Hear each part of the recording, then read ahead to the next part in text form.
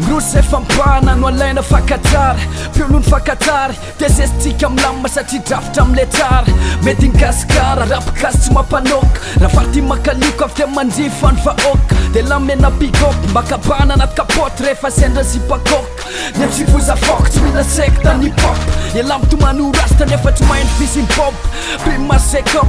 tondraka ny kopa androano kopolao iatezandrivotra mitoka bandesasitoka fanze tsara pana tsara fototra tsy boka fivoarana feezy notra ny tany mila pisy ra hevitra mapieso na teleolo mbola tsisy mrosy efa ndrafitra nanietsika no atsipy fa tsy lozana mikata tombontsoan'olombitsy